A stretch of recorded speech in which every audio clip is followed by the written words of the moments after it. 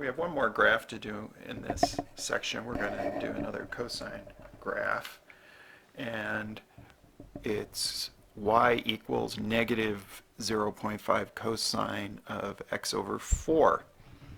So it's another example where we're going to apply these steps where we're graphing a trig function that has both a and a b coefficient involved. So we'll check for the amplitude period, set up the right values, the useful values on the x interval to plot, and then we'll draw at least 2 full periods. So we'll go through these steps.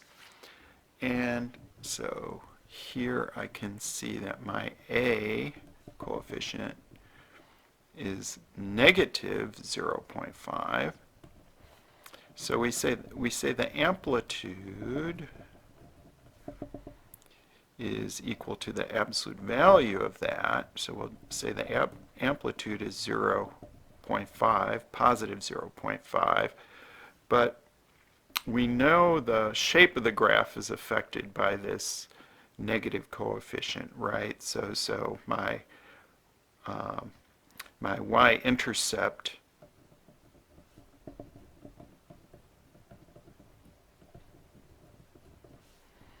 is below the x-axis. So I'm going to start the graph below the x-axis. My b coefficient here, so this x over 4, we need to think of that as 1/4 times x in parentheses. So the b coefficient is equal to 1/4. So the period, which is equal to 2 pi over b using the formula, is 2 pi over 1/4.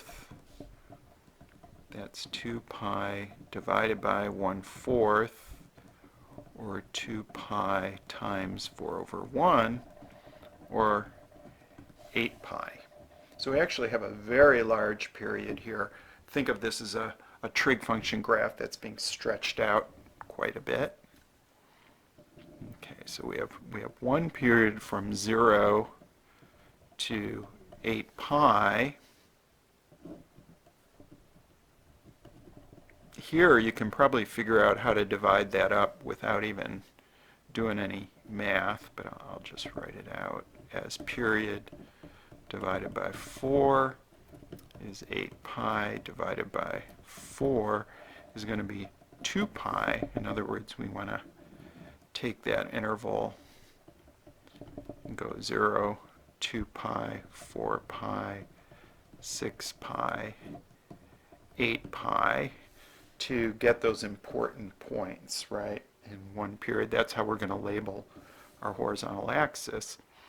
So let's see, that'll be one period, right? So I'm going to go 2 pi, 4 pi, 6 pi, 8 pi, and I'm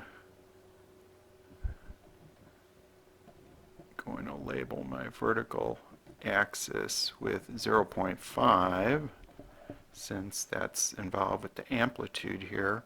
And now notice if you just label your x and y axis in a clever way, the graph becomes really easy to draw.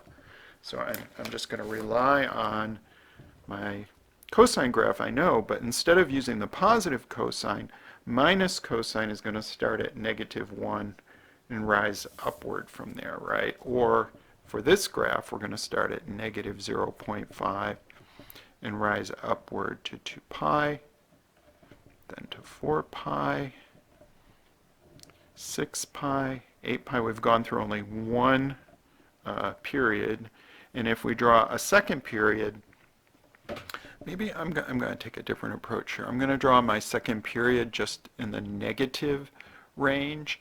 So I'm going to label negative 2 pi, negative 4 pi, negative 6 pi, negative 8 pi. So I can get a second period that way, and then I just rise up to 2 pi. At negative 4 pi, I'll be back up at 1. then back down to 0, then back, not at 1, sorry, 0.5, and then back down to negative 0.5.